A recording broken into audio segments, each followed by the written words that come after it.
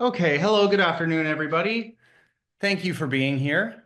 I am going to start on time, and we've got lots of slides to go through, and we've got some special guests with us for this presentation. I have Kate Kogut, a Year 5 teacher, here with me, and Sylvia Bettini joins Michaela from the Knowledge Center. Buongiorno. Buongiorno a tutti e a tutte. If everyone could please make sure that their microphone is muted. This is the format of today's presentation. I will go through a series of slides, starting with the context of why these improvements are being made and why now.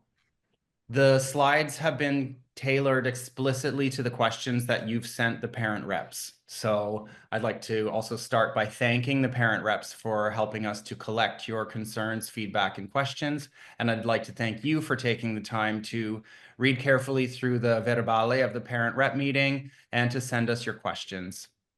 If you could keep your microphones muted for the duration of the presentation, we will allocate time at the end for clarifying questions. Two reasons for that. We want to be able to have a recording of this presentation that is clear without interruptions. And also, many of the slides build on each other and have been built to answer your questions to begin with. So we will certainly have time at the end of the slideshow to discuss and answer your questions. Aspetta,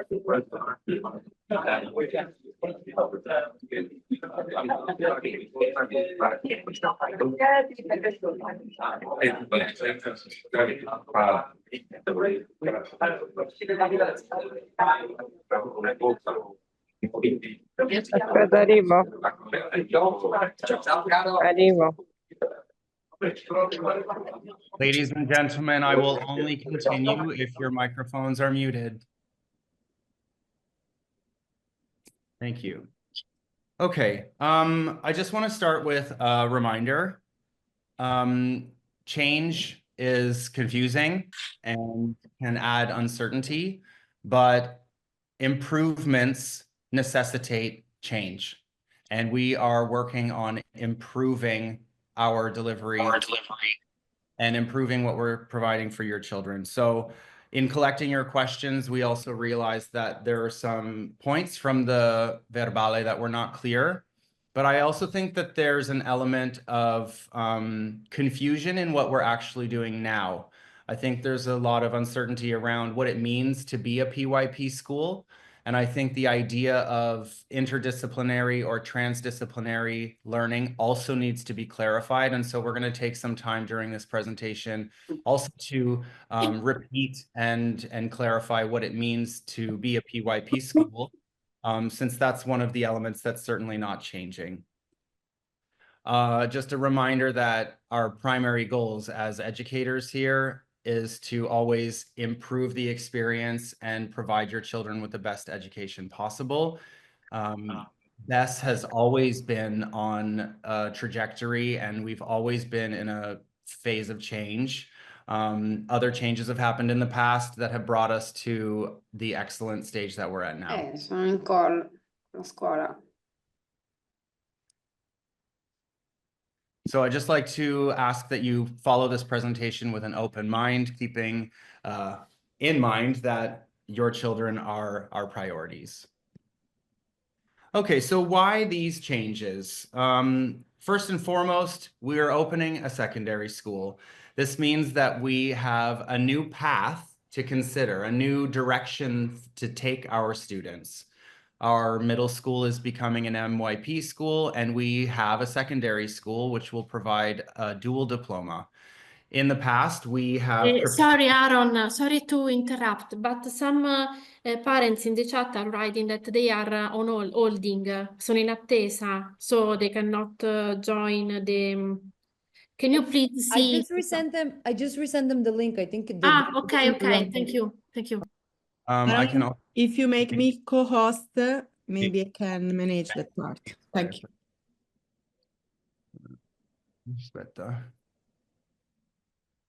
Now I just have to find you, Miki. Where are you in my list? More.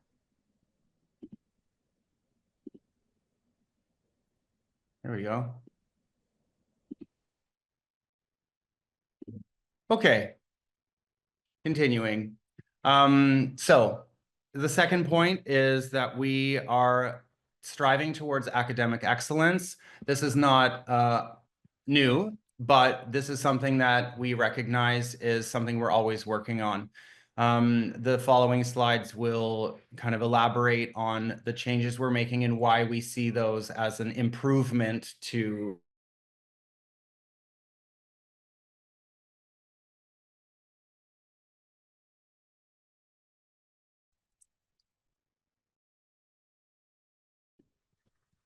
Okay, Michaela, you also muted me.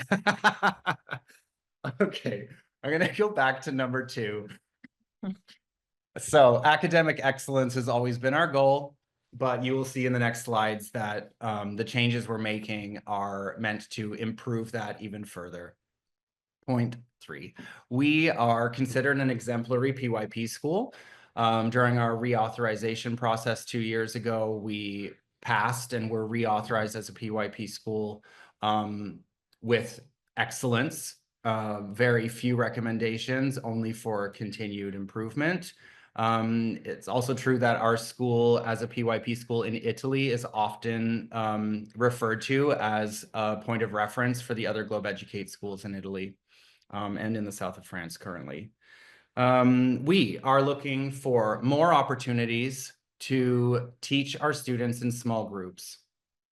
The children at our school, the diversity and the different types of children that we have joining our family here are more diverse with different needs than in the past. And so having the opportunity to split students into smaller groups, also just to have small groups that are mixed to work one-on-one with a teacher is literally a gift. And it's thanks to the opening of a high school that we've earned and gained these extra spaces to be able to do small group learning. We are looking at more differentiated support in both English and Italian. The way that we're modifying the teaching allocation and using the small spaces will allow for that. We are adding more resources and teacher training in the area of mathematics. And we're also adapting to other changes that are happening in the national curriculum and in the PYP. So why now? Well, basically the same answer as the previous page. We are opening the doors to our secondary school in September, and so we need to prepare our students for a different pathway. Many of the adjustments and improvements that we've made have also come from parent feedback over the last few years. We're looking to improve assessment results. We're looking to improve the bilingualism of our students.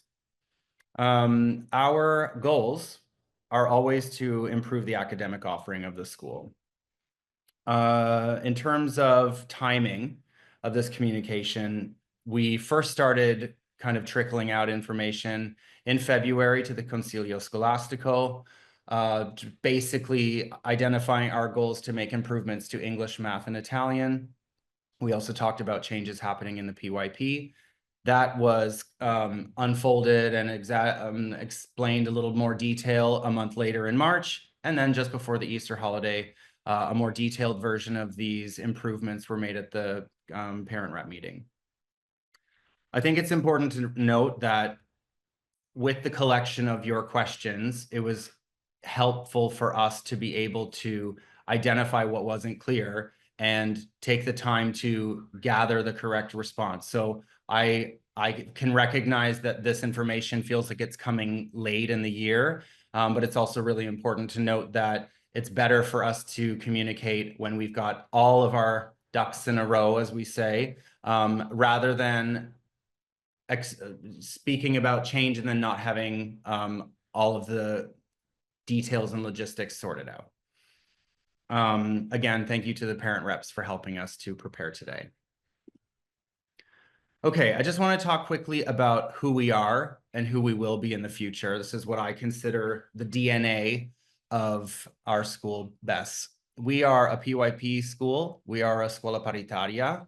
We're a bilingual school that offers instruction 50% in English and 50% in Italian. We consider ourselves very collaborative, not just internally as teams of teachers, but also with the parent community. We are child-centered. We consider ourselves a strong community. And as always, we are aspirational. We're always looking for ways to improve and do a better job.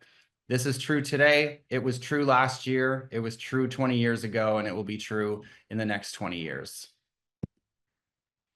There are some external factors that are propelling us in a new direction. And we have our own internal goals as well. So I'm going to go through those just quickly. The PYP, the International Baccalaureate Primary Years Program, is evolving. And as members of this kind of international family, it's our duty to evolve along with the program. The PYP is looking to become more disciplinary and more content-driven. That doesn't mean that different subjects need to be put in a box or taught in a silo, but there will be more subject learning continuums or guidance for teachers, some more clear instruction of what does it mean to be an inquiry-based teacher of history? What does it mean to explore science in a PYP classroom? And so there will be more explicit instruction and training for our teachers on how to deliver inquiry-based lessons and activities. And this is all very much in line with changes that are happening with the ministerial, sorry. Basically, the ministerial guidelines are also shifting to be slightly more disciplinary and content-based. The idea is that there's a greater focus on classic civilization and Italian history, which, by the way, we already have detailed and mapped inside of our program of inquiry. So these changes will be subtle. It'll just be, you know, maybe some different content that we add in and weave into our program. There's a look for more focus on reading, writing, and grammar. And this will also be mirrored in English. Critical thinking and the Italian cultural identity. Now, what the Italian cultural identity is not clear. We haven't been given a definition of what it means to be Italian, and we'll talk a little bit more about that and our role, kind of our place in Italy, our context as a PYP school in an international setting. Okay, so a separate slide for that. As I said earlier, having a high school, the fact that the middle school is shifting to MYP, and we've got the double diploma at the end of the high school journey, that also gives us, you know, external factors as well as our own internal goals to change the path that our students are on so that they can achieve that double diploma with top results. Our internal goals are looking at having a more structured approach. Okay, a clearer allocation of subject areas to specific teachers, okay, adding accountability. We're looking at also a more structured approach to assessment and feedback. We know that we're good at sharing what we do at the school, but we want to improve how parents are aware of their own child's successes and goals. In terms of resources, we're looking at improved physical resources, but also human resources. We're looking at a more strategic use of co-teaching and co-presence. The opportunity to have two teachers in the classroom at the same time is a real benefit. It is a luxury, and we're looking at allocating that where it would be the most strategic for the students' learning. And another internal goal, which will be achieved certainly, is to introduce STEM as a specialist subject. So a summary in general, an overview of the improvements we're making is that one thing isn't going to change. The fact that we're a PYP school with a unit of inquiry, with a program of inquiry, is not going to change. The connections that we make across subjects, across languages, is not going to change. We have our program of inquiry and central ideas, and all of these things make what we are as a PYP school, and that is not going anywhere.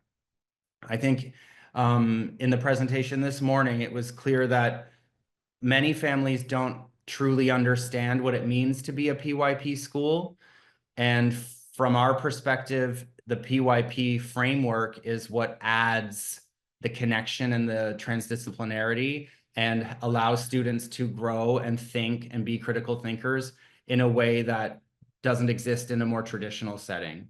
And so our identity as a PYP school is not going to change. And that means that students' ability to think and learn across different subjects, regardless of the language, will stay intact.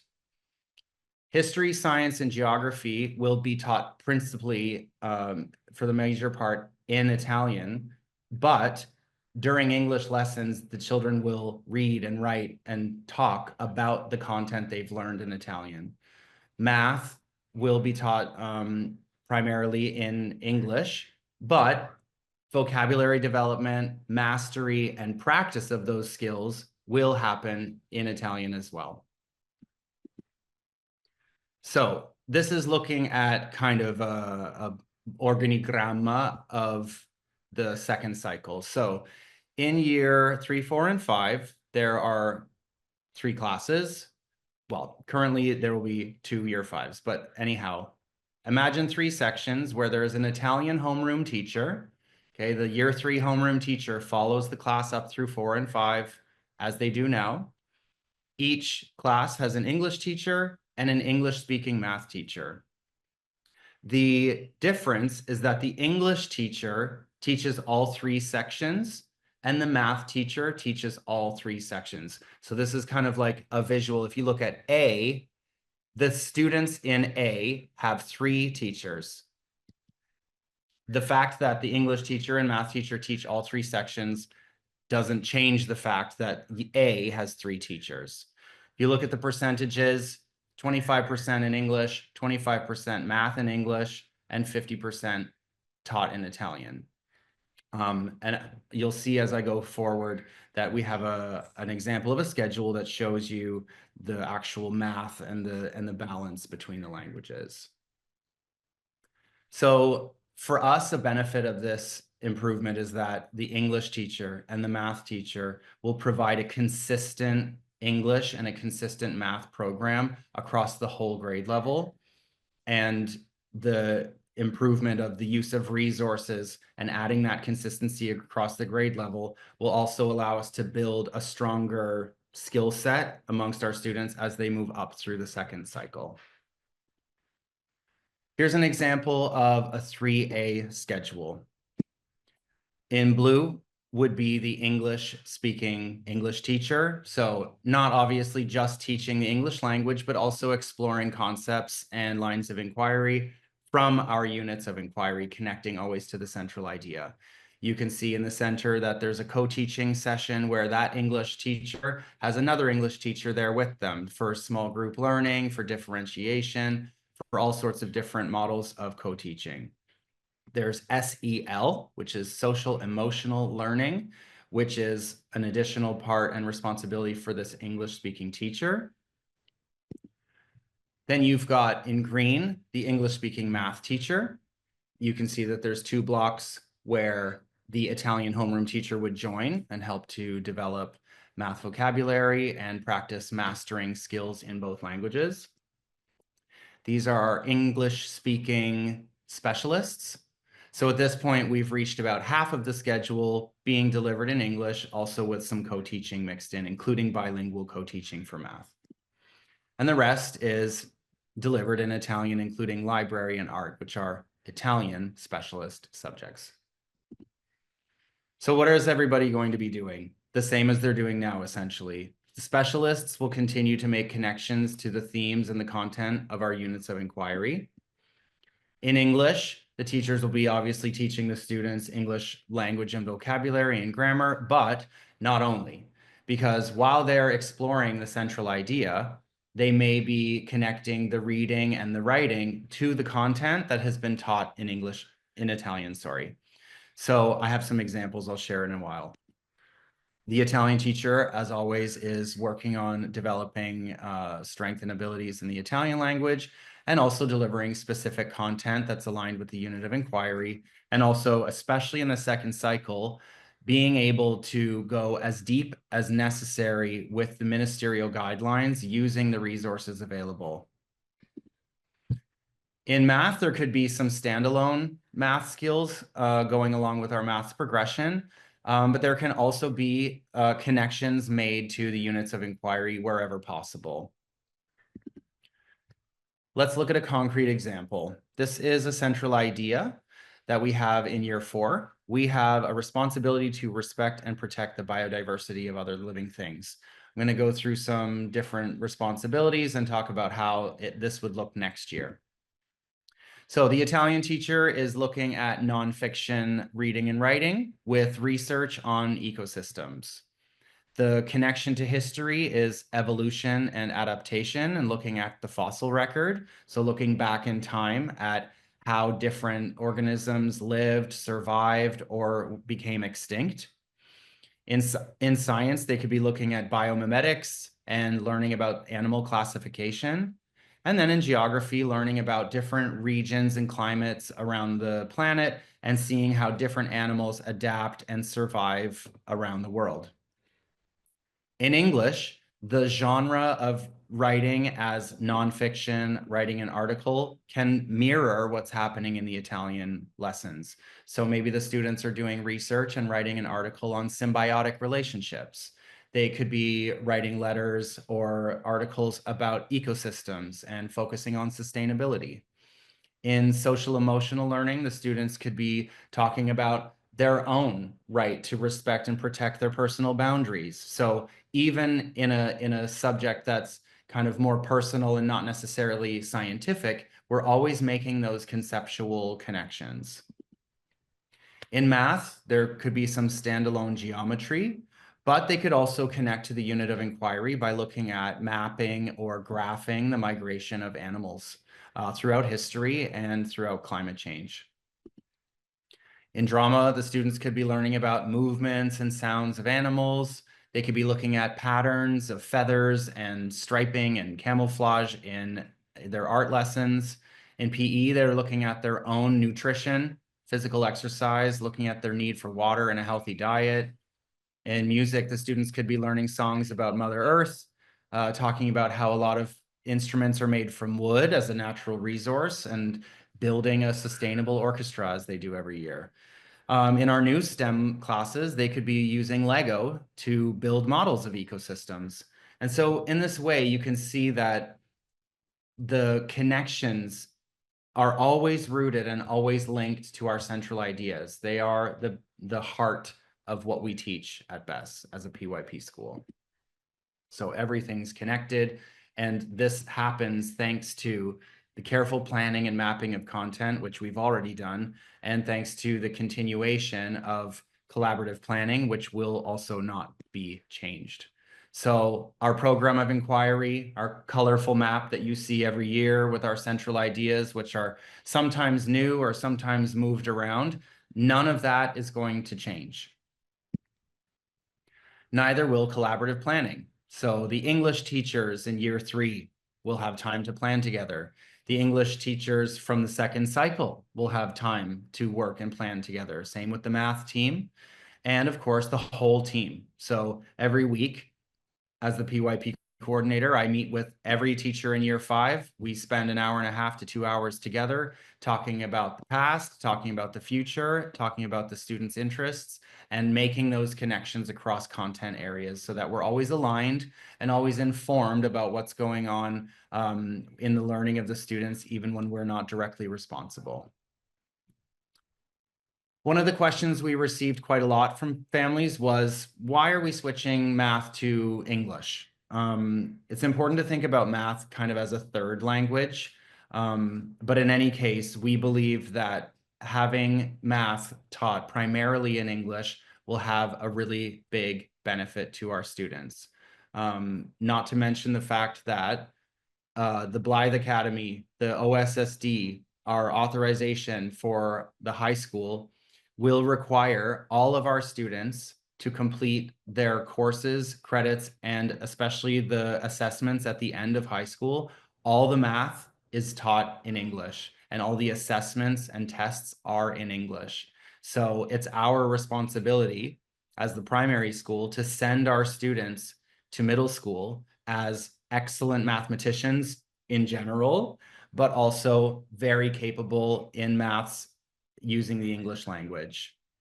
Of course, that doesn't mean that they will not be able to do math in Italian. I mean, we're talking about bilingual students, so they will be able to continue with their math lessons bilingually, and we're going to take advantage of having two teachers in the room to strategically develop and build mastery of skills in both languages, and also to develop their bilingual mathematics vocabulary.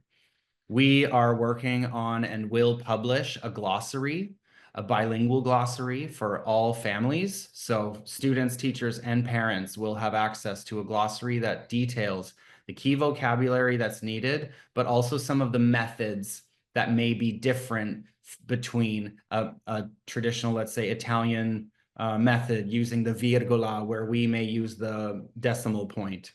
All of that made explicit in the glossary. And we will also have specific preparation for Invalsi in year 2 and in year 5.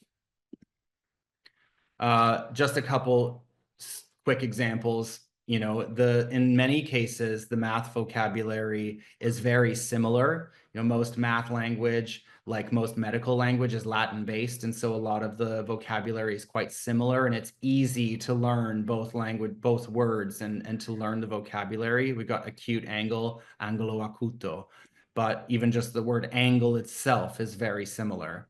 However, we're also aware that some words like protractor and goniometro are really not the same at all. And so these are the types of moments we would take to practice both words, to make sure the students understand that in some cases there is two different sets of keywords and vocabulary. This is a little excerpt from our bilingual glossary. So you can see there would be the English term, the Italian term, child-friendly definition in English, and a translation in Italian. So we feel that this will also be a very useful tool for parents at home to understand what it is exactly the children should know by the end of the year. So what about the virgola?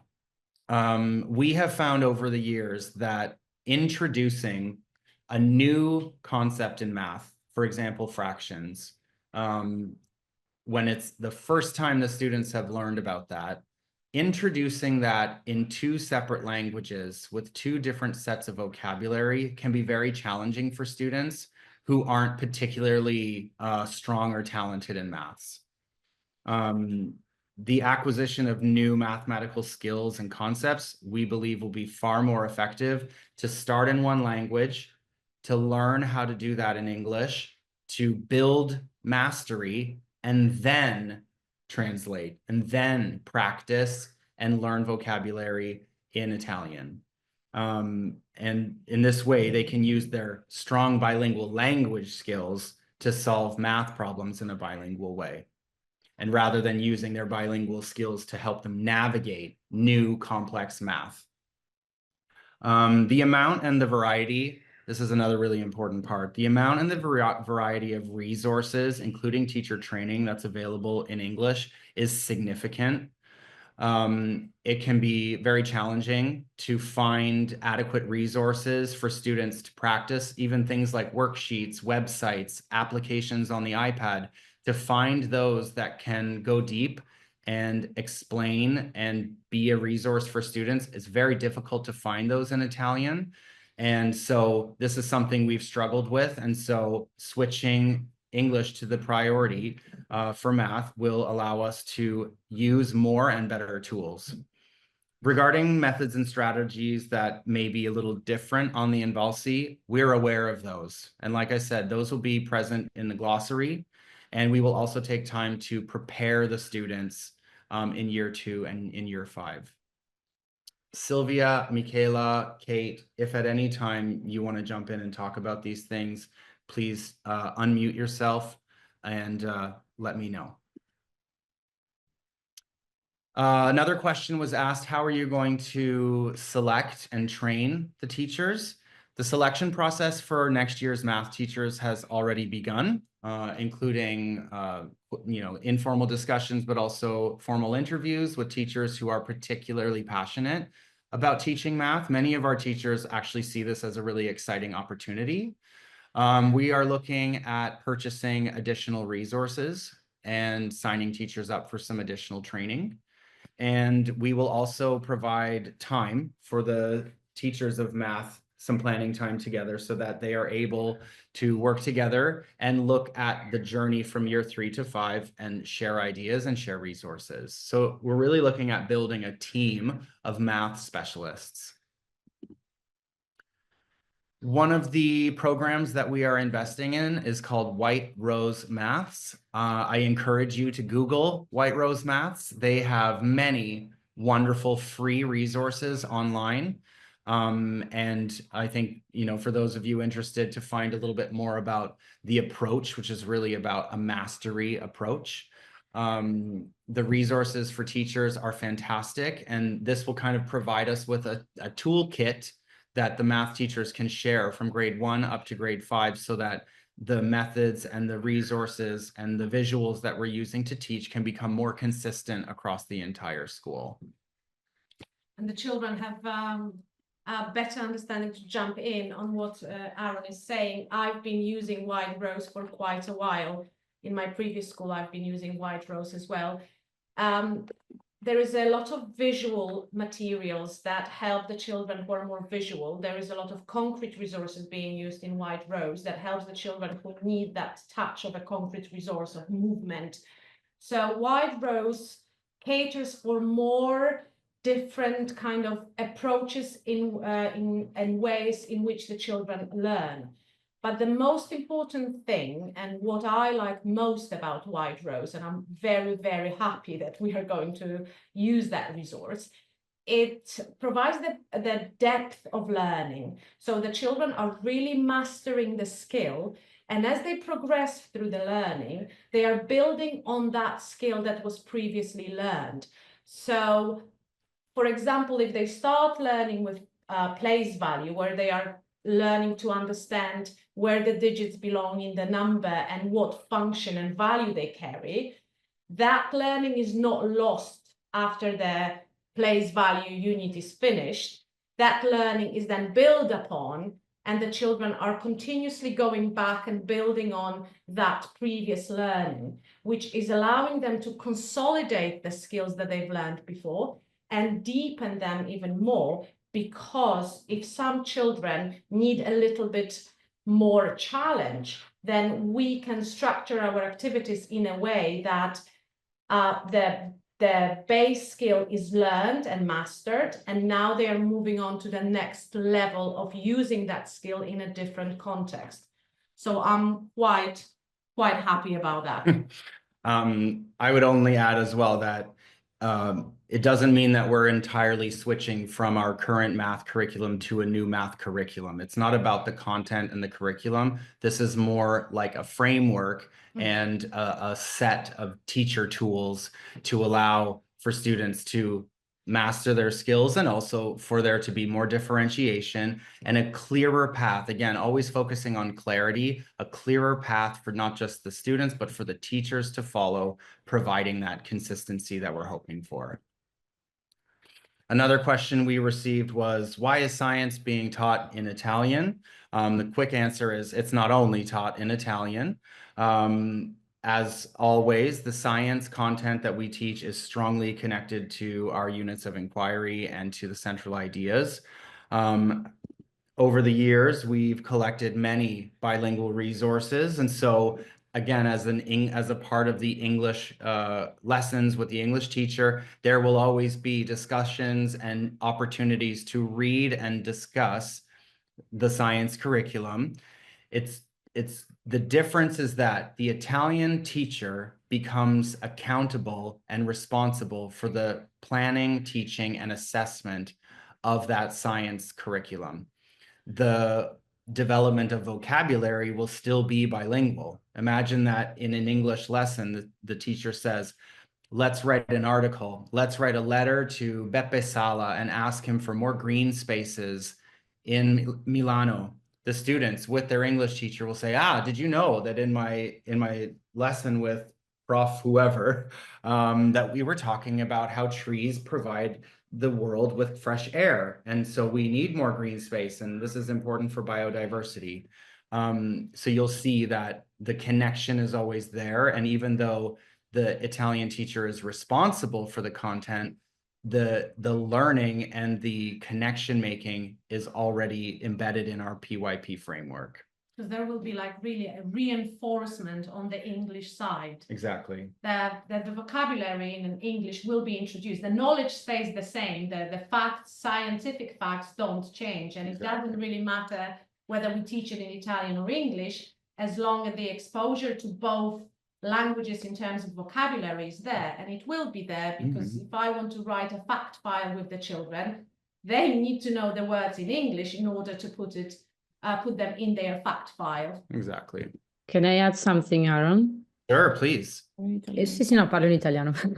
Vai. Inoltre, ricordatevi anche che negli anni è stato creato una grandissima raccolta di libri che noi utilizziamo legati alla unit in italiano e in inglese. Quindi, e ovviamente i libri che vengono cambiati in classe a seconda dell'unità di indagine che stiamo affrontando. Quindi, se l'unità di indagine riguarda, torniamo prima all'esempio della biodiversità, tutti i libri, è vero che l'argomento verrà affrontato in scienze, in geografia e in storia, però tutti i libri che abbiamo collezionato negli anni su questo argomento in inglese continueranno a essere in classe, e quindi i bambini e le bambine comunque continueranno ad avere accesso anche a queste risorse. Anzi, è fondamentale questo. Gli insegnanti inglesi utilizzeranno queste risorse durante le loro lezioni in lingua, per esempio, per fare delle attività di comprensione, di produzione scritta, quindi questa parte, diciamo, non scomparirà assolutamente. Then we have the exciting addition of having a STEM specialist, which means that we will have an additional external specialist who teaches every class for a block or a period per week, that is also aware of the units of inquiry and is also making those connections. And finally, assigning history, geography, and science together as a cluster of subjects under the responsibility of one teacher specifically also guarantees the really strong connections across those three areas, especially in the second cycle, especially from the ministerial guidelines. An example is that when learning about evolution of life on Earth, you're combining history and science. And when you're looking at the evolution of society, talking about how societies developed around river systems and how the Roman Empire took advantage of the resources in the land, in the landscape around them, you're combining geography and science. Some clarifications about co-teaching. There were some questions about co-teaching, and a lot of the questions seem to focus on a loss and rather basically a loss of the way we're doing it now, and questions about why we're shifting. The reality is that we have always used a wide variety of models of co-teaching, including math co-teaching. But what we have found is that co-teaching with both an Italian and English teacher in the room blurs the lines for which language should be spoken. And because it's open, often open-ended, very hands-on, very collaborative, a lot of group working tasks, we find overall that when given the choice, our students will choose to speak in Italian. And so these 2 or 3 blocks a week that we have called bilingual co-teaching, because there's the choice, tends to be more heavily weighted in the Italian language. This isn't always true for sure. Sometimes there are activities that are using English resources, or the English-speaking teacher may be the one guiding the students through a reflection or a deep discussion. But in the more open-ended tasks, and especially the collaborative tasks, we find from experience that the children tend to choose Italian as their language of discussion. And so we really want to look at that and look at the fact that having 2 teachers in the room is a massive benefit to the students. And how can we reallocate those resources? How can we reallocate the opportunity to have 2 teachers and use that to the best of our ability to improve the learning of our students. So this is valuable time to dedicate to our learners. And so we're taking advantage and dedicating that time to the development of their mastery of math skills specifically. And this is really made possible because we're achieving or inheriting, I guess, so many empty spaces now that the middle school is moving. It's true that small group differentiation can happen certainly in one room, but the opportunity to take small groups and separate them and to have a teacher with just 12 students instead of 24 is a benefit to everyone. However, you know, some of the famous elements of our program, community circle, reflective discussions, all of those opportunities to make connections and to share their thoughts and reflections across languages, those won't disappear. So that is something that we can guarantee. In fact, one thing we're excited about is that there will be more co-teaching next year. Currently, there are 2 to 3 blocks of bilingual co-teaching. Next year, we will have 2 blocks of bilingual maths co-teaching. And then depending on the grade level and the complexity of schedules, 1 or 2 blocks where there's 2 Italians in the room and 1 or 2 blocks where there's 2 English teachers in the room. And not even in the room, it could be using multiple spaces. So this is a huge improvement. We're really excited about it. Quickly, just a little more about STEM. So the acronym stands for Science, Technology, Engineering, and Mathematics. We're looking at converting one of our empty spaces into what we call a maker space. So this will be more like a lab where you'll find our Lego resources and some other tools, probably a collection of reusable, recyclable materials, you know, lots of open space where students can build and experiment and learn in a really hands-on environment. Again, learning and practicing and experimenting with tools that are aligned directly with the units of inquiry. So if they're back in class learning science from their Italian teacher and then writing about it in English and then having a chance to experiment with those concepts in the Lego lab, fantastic. That is an improvement, and it is adding another layer of connection and another layer of improvement to what we're offering here at the school. Some questions about spaces. As now, we will continue. So the classrooms that are assigned to each class, meaning 1A has its own classroom, its own home, that will continue. So every student who's in 4A will have their classroom that they go to. Sorry, I'm just going to go back. The English teachers and the math teachers in the second cycle will float across each of the 3 sections. So one English teacher in year 3 will visit all 3 classrooms, but they will also have resources in those classrooms and display space in those classrooms for vocabulary, for students' published work, as they do now. New spaces that we're inheriting will become multifunctional. We will allocate a variety of different types of furniture that can be grouped or separated and easily rearranged so that a teacher can either planned or spontaneously enter a classroom that's got furniture ready. They can cluster some desks together. They could sit with the students in a group on the carpet. They could take advantage of the lab space in the corner. And this will provide us with every opportunity for the small group learning that we're hoping to achieve. This is also true for our extra English, our enhanced English program, our enhanced Italian program. They will have more and larger spaces to teach those students who are a part of that support program. There's also the added bonus of lunch clubs, guitar, piano, dance, judo.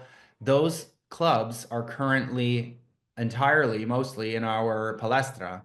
But if we can move a small group of students who are learning dance into an empty classroom, it means that the entire palestra is then available for us to create structured play, and you know, soccer with a coach can happen during lunch breaks. It can be an optional task for students to leave the playground and go to the gym for a dance lesson.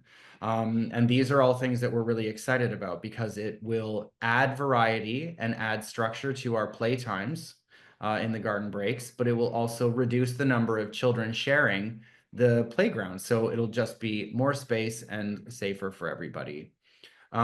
These new classrooms that we're inheriting can also be used for presentations. We could host learning celebrations in a corridor if we wanted to, rather than packing everybody into the palestra. And of course, we'll have the addition of our STEM lab. None of these would have been possible without the high school opening. And so, grazie, Resegone.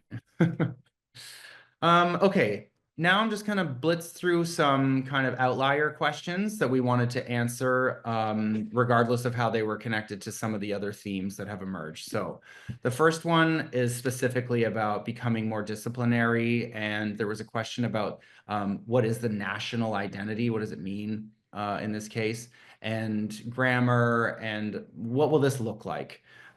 Essentially, we will provide and plan more structured teaching around grammar and vocabulary in both languages. We recognize that it's important for the students and also for parents to see that in the schedule, there's specific times for specific things. I think currently our schedules will say English and Italian, and it's not clear what's happening during that. So we really want the schedules to be a little bit more structured and clearer to understand. But with regards to what it means to develop an understanding of an Italian national identity, that has not been given to us per se. We don't have a one-liner definition of what it means to be Italian. And as an IB school with an international flair, we don't actually accept the fact that there's one definition of what it means to be Italian.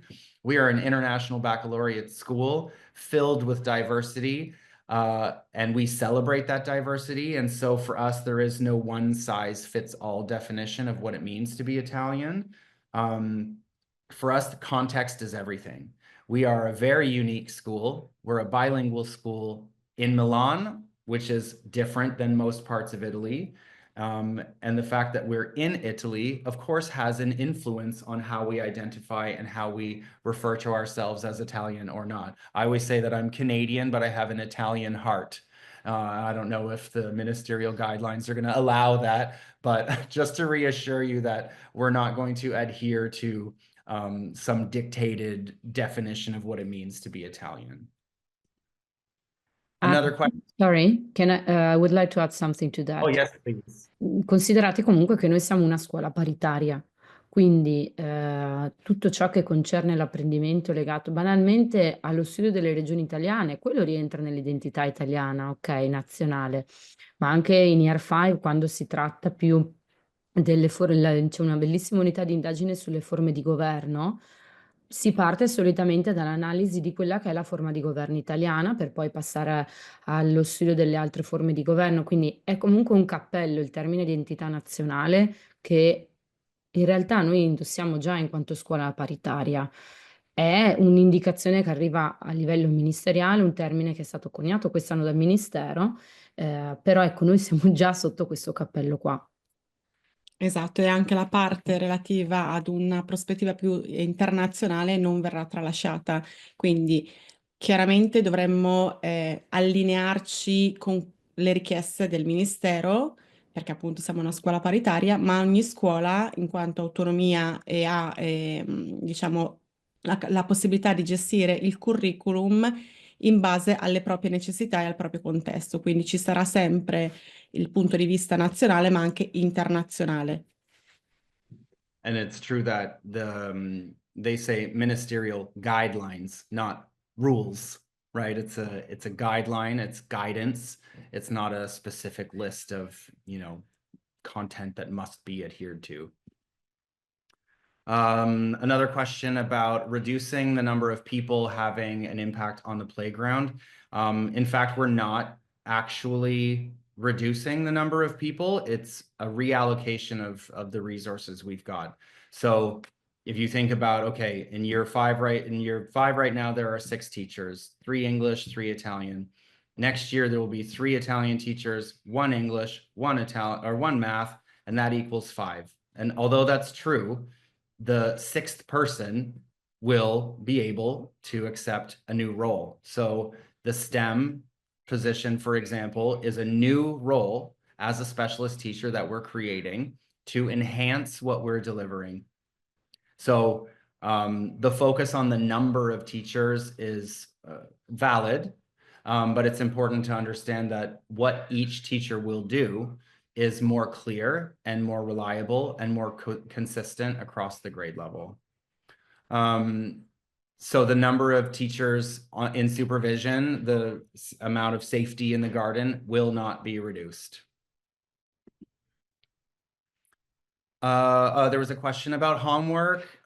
Basically, homework won't change. The idea that homework is sent home once a week and returned a week later is how we will continue. However, we're also aware that often, or not often, but sometimes the homework that's sent home is difficult for parents to navigate. And so we want to make the homework clearer and deliver and assign homework in a way that the students can be as independent as possible.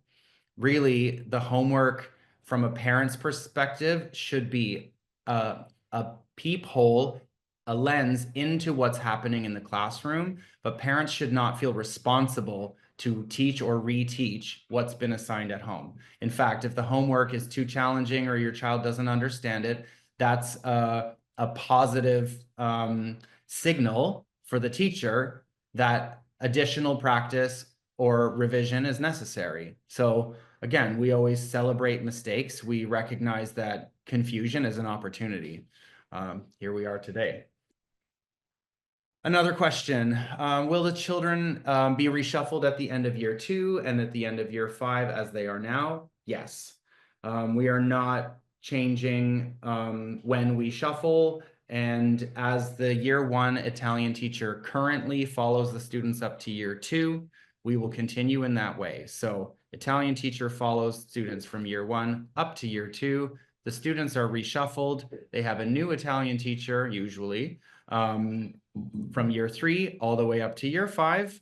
And at the end of year 5, the students are reshuffled as they enter our middle school. So those kind of structural changes are not happening. That will all stay the same.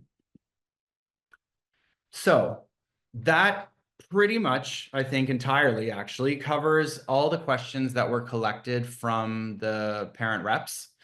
I'm finishing here on this page again to remind you of what we consider our DNA.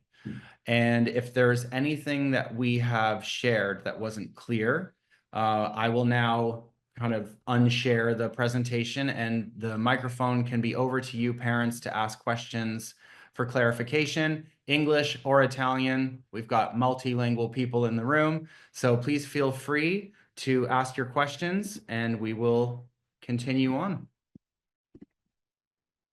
Who wants to go first?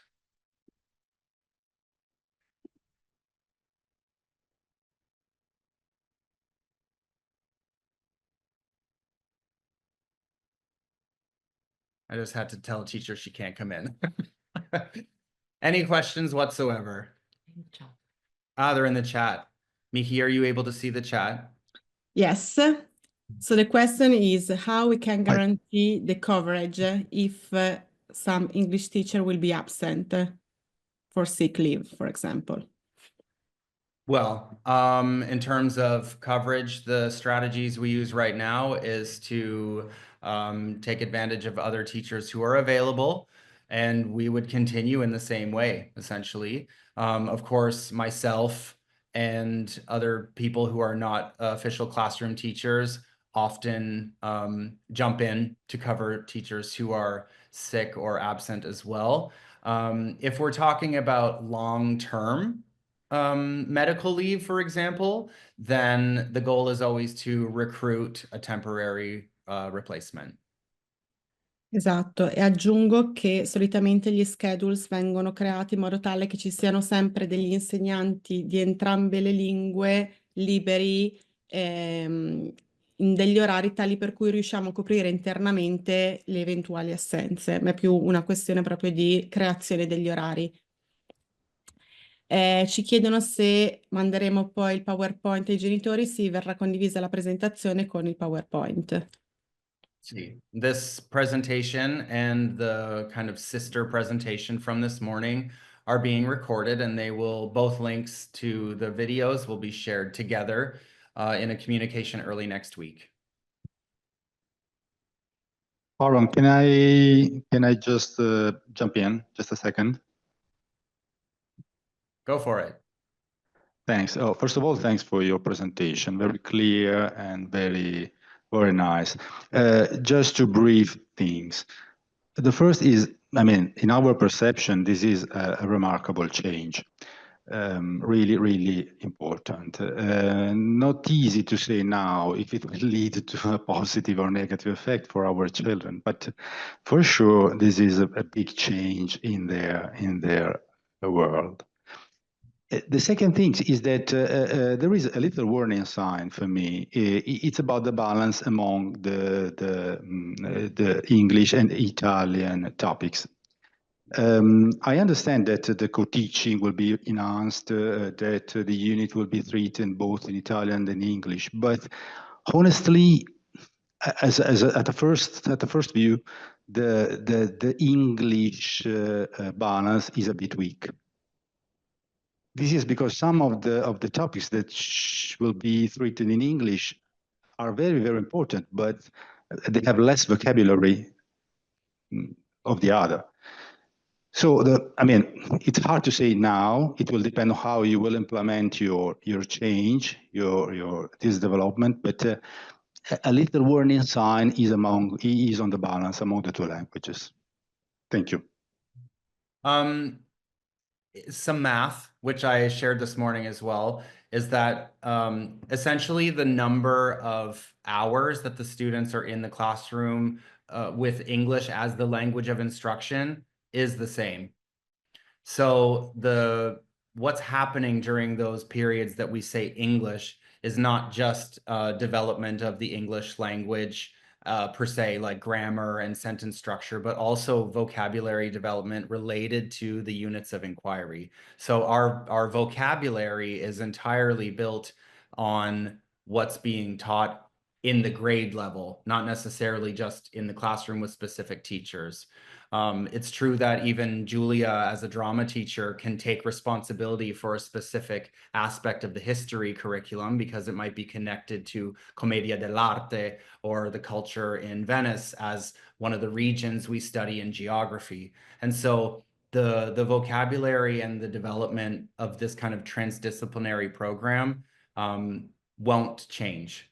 In terms of the teacher who's teaching English, teaching it across three classes, while it's true that they will have more students to teach, those students in that grade level will also have a more consistent and regulated approach to the way that they're learning. And so the teacher will also, imagine an English teacher who was just in 4A, who realizes that the students really understood and had a lot of passion for a specific science objective, may be able to take some resources and share them with the other class, 4B, and develop and extend and continue their discussion and learning about those topics.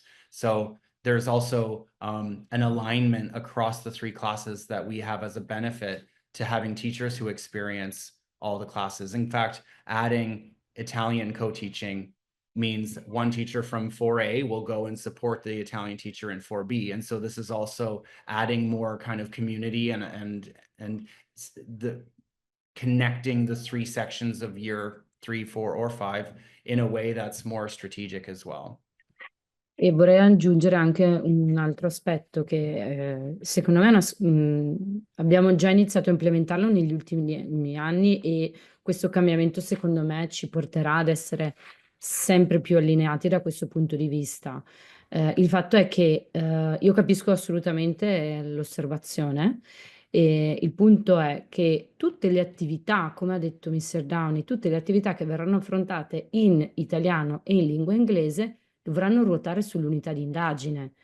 Quindi anche l'attività più semplice di grammatica inglese, adesso stavamo parlando di lingua inglese, del facing time con l'inglese, dovrà essere comunque collegato a tutto il vocabolario che concerne quell'unità di indagine. Quindi questo dovrebbe assolutamente portare all'acquisizione di questo vocabolario, quindi aumentare il vocabolario legato all'unità di indagine, perché comunque le ore di inglese e di italiano face to face che i bambini faranno non cambierà. Cioè le ore che faremo in inglese, che facciamo oggi in inglese, le ore che facciamo oggi in italiano e le ore di co-teaching, comunque alla fine, se noi andiamo a contare il minutaggio di affrontare le attività in italiano, affrontare le attività in inglese, rimarranno tali e uguali. Grazie. Posso, italiano. Io concordo con il padre che è intervenuto prima sulla perception che hanno i genitori rispetto alla divisione tra le materie, ok?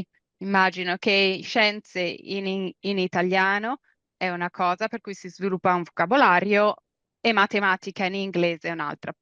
Però su questo punto diciamo che ci sono un po' di maybe che ho sentito nella conversazione, maybe the drama teacher prenderà il discorso della storia, eccetera, però su questo secondo me is a wait and see, cioè, aspettiamo, vediamo una volta implementato, perché secondo me è una cosa nuova. Da un punto di vista di responsabilità e accountability, sicuramente rispetto adesso c'è un passaggio, un buon passaggio, c'è un passaggio, una positività, cioè c'è una cosa positiva.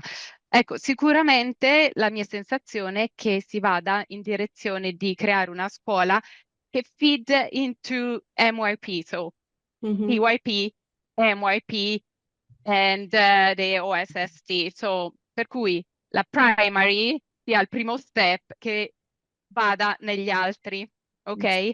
Per cui il passato, nel passato invece, noi avevamo sempre come genitori, famiglie, la possibilità di avere sia l'opzione italiana che l'opzione inglese al termine della BES.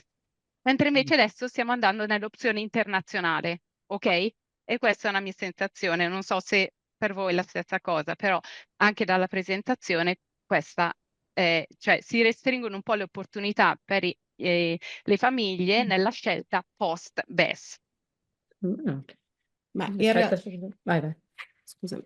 In realtà comunque la scuola primaria e la scuola media e anche poi la scuola secondaria rimangono delle scuole paritarie e come tali devono raggiungere quelli che sono gli standard e gli obiettivi previsti dalle indicazioni ministeriali. Noi non possiamo virare completamente la nostra rotta e andare totalmente in un ambito internazionale perché noi dobbiamo allinearci con le richieste che ci vengono date dal Ministero. Quindi è vero che noi prepareremo i nostri studenti per il percorso BES intero fino appunto all'high school, però è anche vero che rimaniamo una scuola paritaria e come tale dobbiamo raggiungere quelli che sono gli obiettivi previsti dal Ministero. Sì, però parliamo di, per esempio, una matematica in inglese. Una volta che uno esce e fa matematica in inglese, sia in PYP, andare in una middle school, viene complicata la cosa per una persona che è abituato a fare la matematica in inglese. Questo è solo un esempio. È solo una sensazione, come ho detto. Esatto. Come famiglia Bene. da genitori questa è la mia sensazione. L'altra cosa fondamentale che è stata toccata brevemente da Aaron rispetto homework, io avevo una domanda se il White Rose Maths sarà disponibile anche per le famiglie o no, nel senso che sono materiali e risorse per insegnanti, sono anche cose che verranno date agli studenti e alle famiglie, per esempio per supportare nel momento in cui ci sono degli homework che è particolarmente challenging. So absolutely. A lot of the resources that White Rose offers currently online is free. And we will take advantage not just of the free resources, but also the paid subscription for teachers provides them more with the structure and with slide presentations and resources to use in the classroom, including physical resources that we can purchase if we deem them necessary. We have lots of resources already here at school physically. So yes, some of the homework assignments will be direct White Rose resources that we send home with the students. But also, like I said, our development of the glossary that we'll share with everybody, including, you know, not all math homework needs to be on an iPad. I think this is like a whole separate discussion.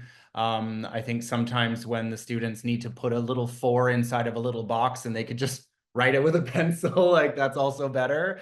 So this is one of those things that we're just looking at, you know, tweaking and improving. Related to homework and student success and evaluation, we're also looking at giving much more regular feedback to parents so that every 3 or 4 weeks you will receive some concrete evidence and goals for your children so that you don't start in September, have a parent meeting that's quite nice to meet you in October, and then a report card in February that can sometimes feel a bit surprising, even for positives. So we really want homework to be more aligned with what's going on in the classroom. We want it to be independent and easier to follow, but we also want to share more often concrete feedback from our assessments so that parents are more aware of like, how is my daughter doing, for example, so that they'll be able to see that more concretely. I kind of went off on a tangent there. I hope I answered Thanks, your yeah, maybe. Thanks anyway.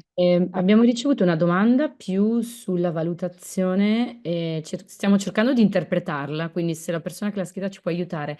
Ci chiedevamo se si riferisse a delle valutazioni standardizzate, tipo l'Invalsi che facciamo noi in italiano, perché come ha detto poco fa Aaron, we have to, it's important to, like, there's no learning if there's no evaluation in the learning process. So these two parts go together, okay? So vogliamo solo capire però, ecco, se sono delle valutazioni standardizzate o se si riferiva alla valutazione in generale che noi insegnanti, scusate, conduciamo regolarmente. Ecco, e su questa parte della valutazione dei feedback regolari, l'anno prossimo è prevista un'implementazione, quindi più comunicazioni a casa riferite proprio alla valutazione in itinere del livello e delle attività che i ragazzi svolgono in classe. We also have the GL assessments, which are considered a standardized test that's test the students in math and in English, as well as, is there a science element in the GL? No, not yet. No, not yet. But these are an additional assessment tool that is standardized that we use in school as well.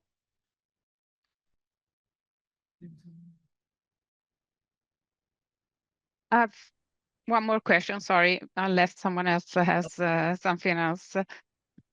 It's about the selection of the teachers that will take care of math and STEM subjects. How does it work? So because I think that's another point that's been highlighted among parents. For sure. We had a slide about that, but I can repeat it. Basically, I've already started the selection process. Our goal is to recruit those roles internally amongst the teachers that we already have.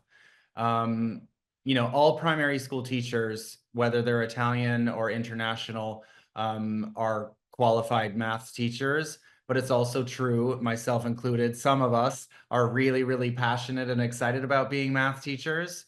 And so when we discussed this evolution with our teachers, we had a handful of teachers step forward and say, I would love to have that role. I love teaching math. I love making it hands-on. I love, you know, the manipulation and the gamification of learning and all of that.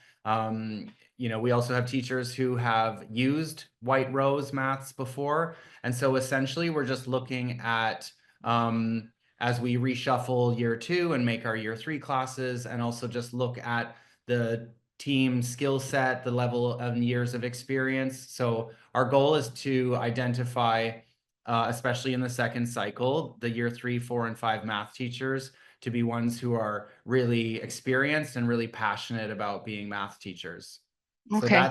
that's meant to be internal. Also highlighting the fact that many of our upper second cycle teachers have already taught our math program, so they're already aware of what we need to deliver, and then they would just kind of assume more of the responsibility. In terms of STEM, same answer. We have lots of different science labs and tools in our Lego here at school, and there's some teachers who really love to take advantage of those tools in the classroom, and so we also have some teachers who are interested in essentially applying for the role internally, so we can identify a STEM teacher who also gets who we are as a school. Okay, well, I was really referring to some more formal certifications on the capabilities to teach math and use different methodologies.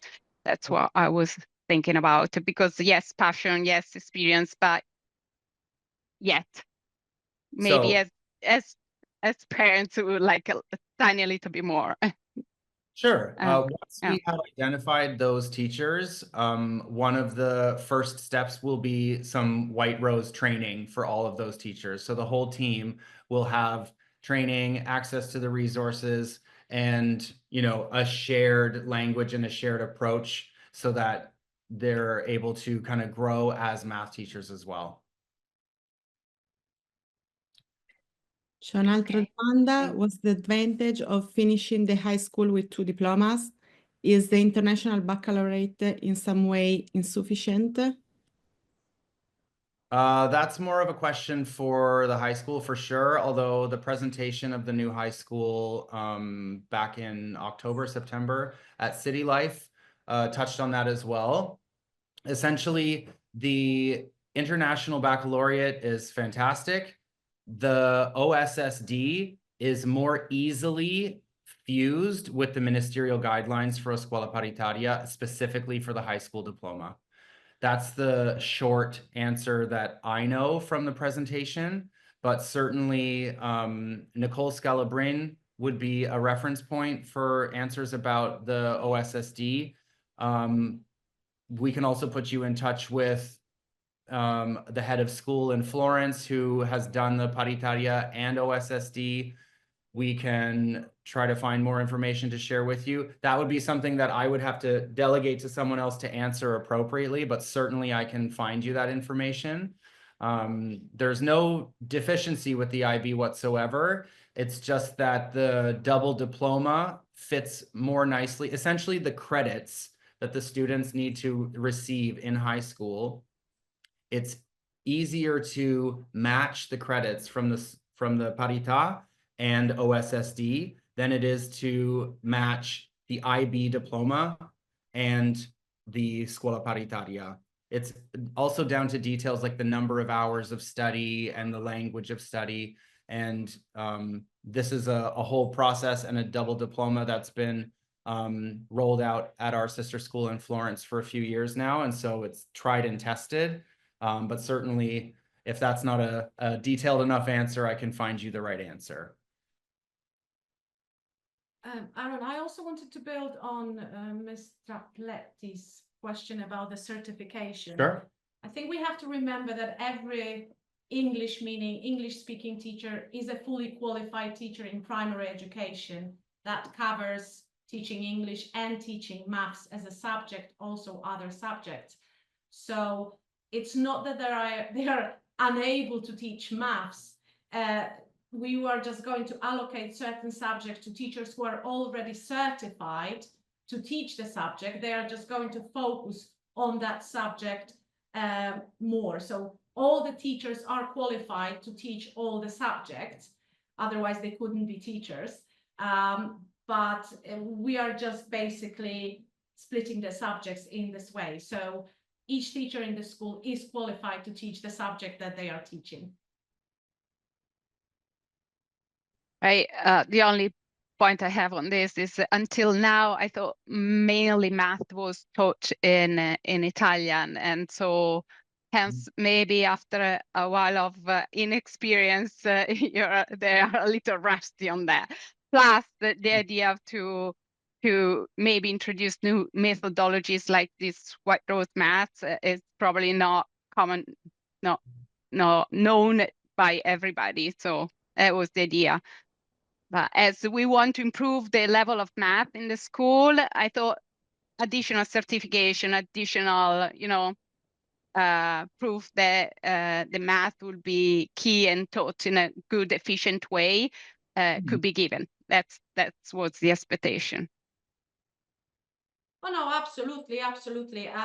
I teach maths in year 5 as much as Cele does, so we are sharing that responsibility. And I know that's the case in other year grades as well, because that's the kind of That's the current expectation. That's the current expectation. Yeah. And actually building on whether they are going to be versed well with wide rows, it's a typically English resource that is very popular in England.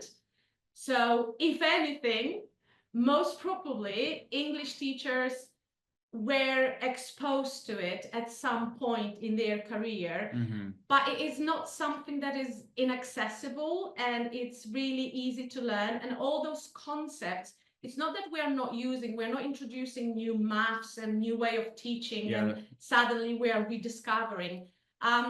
It's going to structure the maths a little bit better and allow more consistency, as Aaron was saying. We are still using concrete resources in all the year groups. We are still using pictorial resources in all the year groups. We are still using chunking up the material into smaller bits so that the children can access the learning more easily and build upon their knowledge that they already have. So we might have not kind of explained it. Maybe that's, well, if it caused confusion, we do apologize for that. It's basically we are going to learn how to use those resources effectively, because it's a new resource. So it's not new maths, it's not new pedagogy behind that. It's the use of the resources to harness the benefits of the resource that is already existing. But the way of teaching maths is already happening both on the English and Italian side. So it's not new method, it's just new tools. Another tool in the toolbox for the teachers. It's like buying a newer car. Yeah. Yeah, automatic car, thick, Okay, well, we'll see, I guess. I'm talking I'm a parent of next year. My daughter will be in year 5. The only other question that I think was raised by the parents was why to change right the last year of PYP.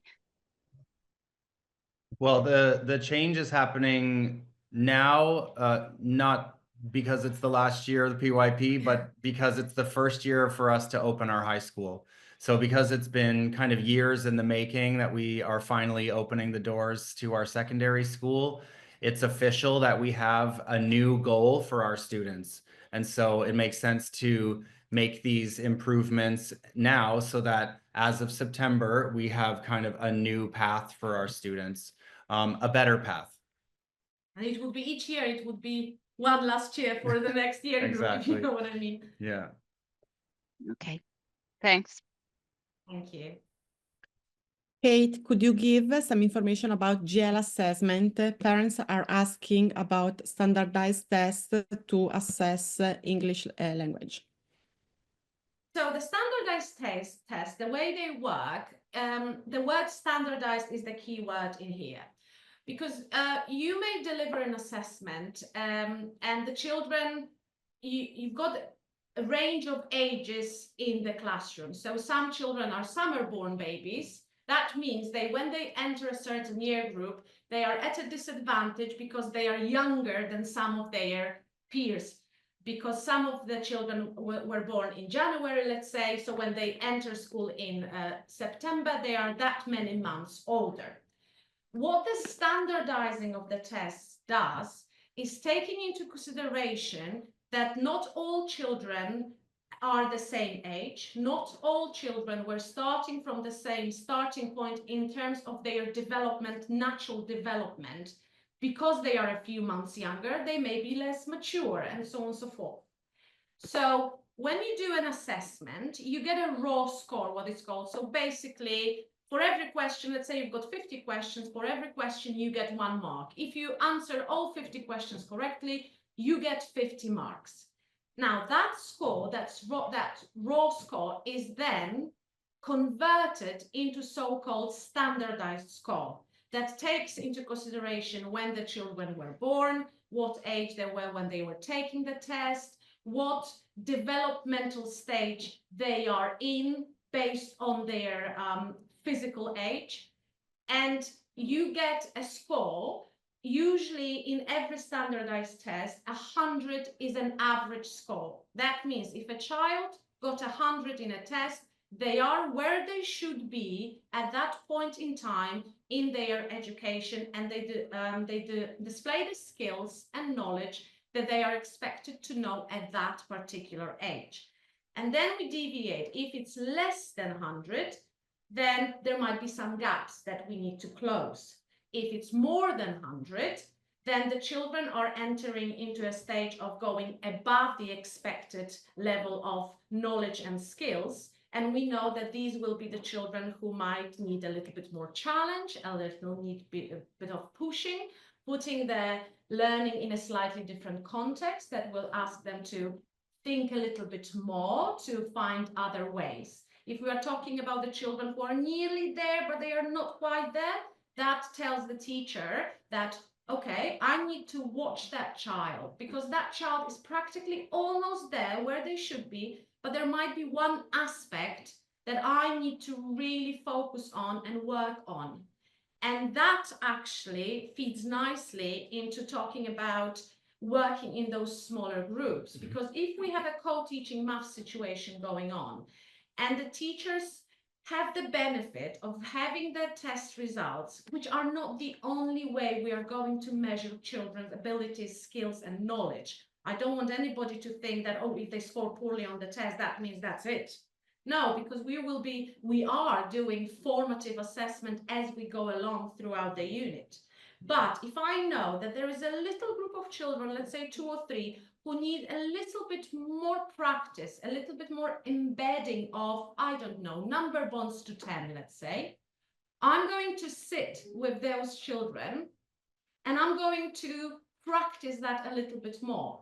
When other children may work on implementing those number bonds through word problems and doing the same work, but in a different context, that will allow them to use those skills that they've already mastered and they already know and are well aware of, and they have to work harder in order to apply them.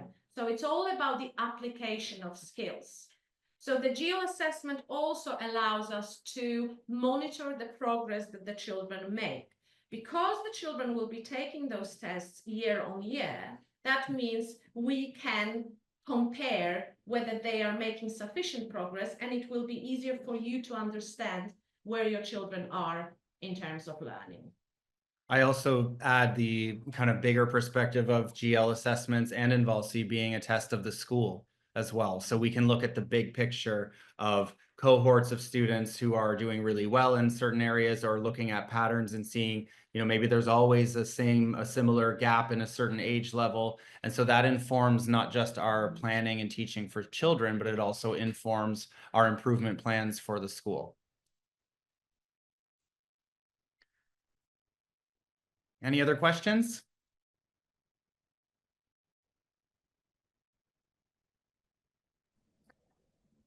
Sorry, may I jump in? Yes, please. Yeah, so I'm a father of a student who is currently in year 2, so moving to year 3 next year. So I was a bit concerned about how the new assignments of tasks to English-speaking teachers would affect recruitment of future faculty. So if I understand correctly, now if you recruit a new English-speaking teacher for the primary school, that teacher would either be a primarily math teacher only, or a primarily English teacher only, and would not have the chance to be the primary or main homeroom homeroom teacher. So wouldn't that limit your ability to recruit new faculty? Let's say someone is applying from the UK as a qualified primary school teacher looking for further career development. Wouldn't he see an opportunity of teaching in BES as a more limited opportunity because he has to choose between certain tasks and cannot be the primary homeroom teacher of a class? Unless they were looking specifically to work in the first cycle. Because in year 1 and 2, we're maintaining 2 teachers per class. And in fact, we haven't had a primary homeroom teacher ever at BES because there's always been 2, right? So for recruitment purposes, if we are looking for teachers that are really passionate about having the full experience of being a classroom teacher, then they can apply and be allocated to the first cycle. And I think for teachers looking for an opportunity in upper primary specifically, because maybe that's kind of their comfort zone, they prefer children who are 7 to 10, then the opportunity would be to be either an English or a math teacher. But of course, there's always the unit of inquiry, the collaboration, additional roles of responsibility. So BES offers a lot to people who are interested. Thank you. No worries. Good question.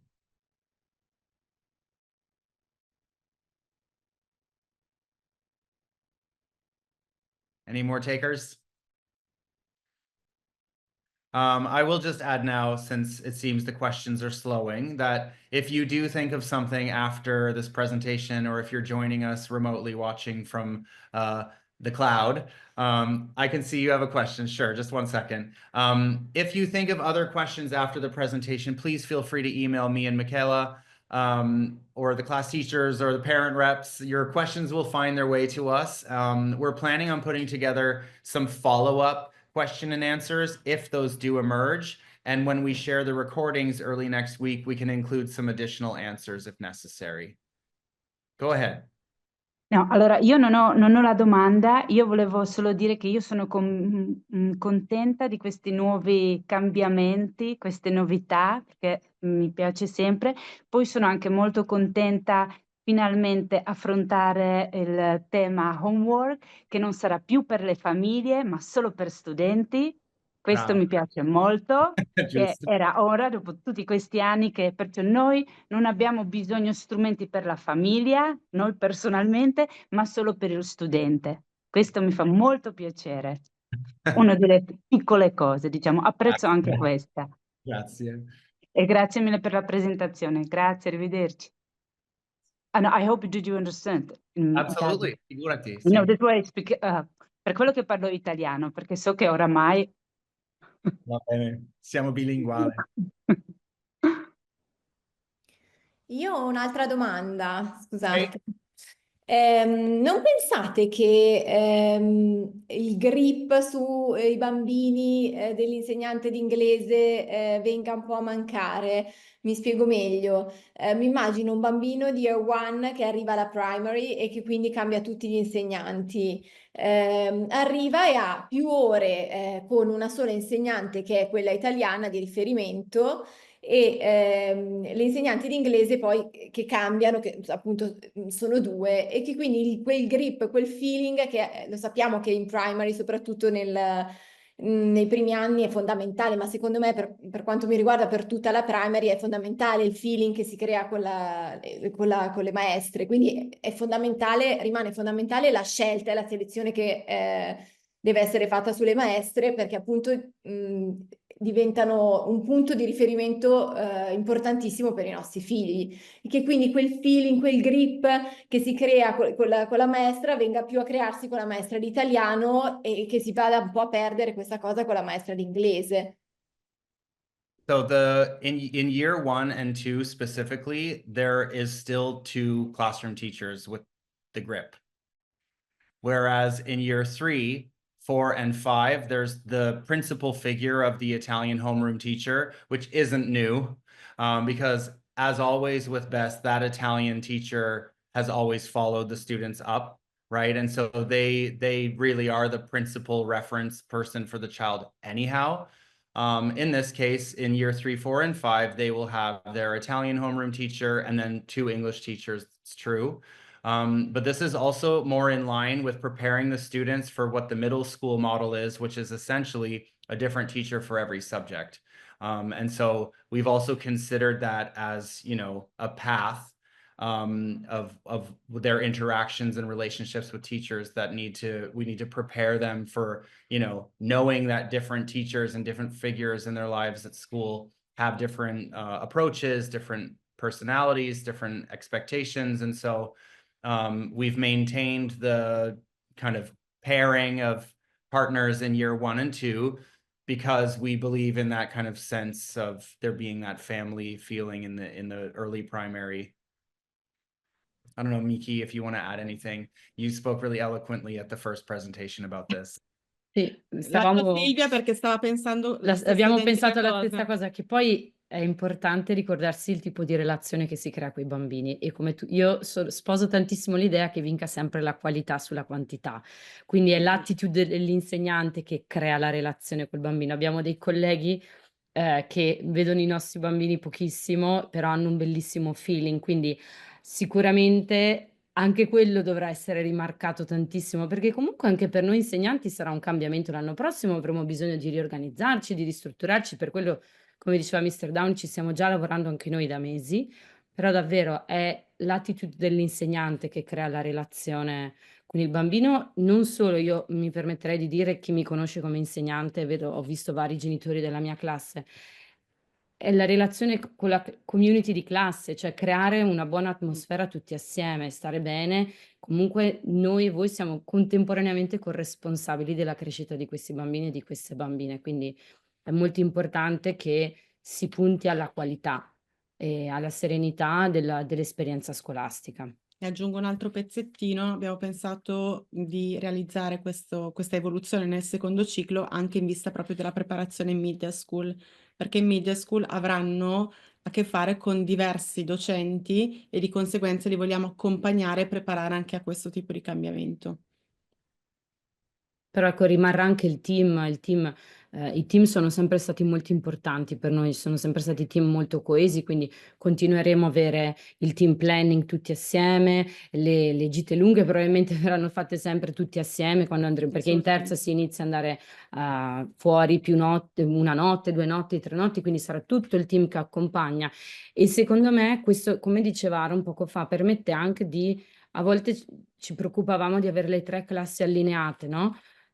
Cosa che per noi è sempre stata molto molto importante, che la A, la B e la C siano allineate tra di loro. Questo creerà ancora più allineamento, conoscenza dei bambini. Noi italiane comunque torneremo anche nelle altre classi italiane e ci sarà veramente un senso di, a me è sempre piaciuto molto l'idea di team, più che terza A, terza B e terza C, ma che sia la terza. Quindi questo ci aiuterà anche a creare un bel gruppo ancora più solido. E il fatto di poter lavorare molto spesso in piccolo gruppo va proprio in questa direzione, no? Nel costruire anche delle relazioni un po' speciali, essendo il rapporto docente-studente più limitato, meno numeroso, no? Quindi ci saranno più occasioni in cui un docente avrà davanti a sé 10 bambini, 12 bambini, anziché 25. E questo sicuramente può rinforzare anche il legame e la relazione tra studenti e docenti. Grazie. Prego. I saw there was a question about would a math teacher who teaches all the students in one grade level have difficulty keeping up with the needs of those students? No, because their primary focus is math. So if you think about a math lesson being planned once, taught 3 times, and evaluated across the grade level, the teacher of math will have much clearer focus on the needs of students specifically with regards to math. Releasing some of the responsibility of content delivery from other content areas and focusing only on one key aspect, a very important aspect of learning, which is that of mathematics, will allow those teachers to be specialized not just in delivering the math, but also assessing, evaluating, and pivoting for the needs of the students, because they'll kind of live in this one focused part of the education, which we see many, many benefits. Okay, We have been together for an hour and 34 minutes. If there are no last questions, we can close the session and agree that if there are any follow-up questions, please feel free to email myself, Michaela, teachers, parent reps, and we will follow up with answers. Thank you so much for spending this time. I know that it's, you know, the middle of your workday, but there's really so many people participating today. It's really nice to see. We always rely on the parent community to participate and be a part of these discussions, even when they're critical and a bit nervous and, you know, change is on the horizon. But we really respect and appreciate your collaboration and your criticism and your critical thinking. So thank you so much for being here.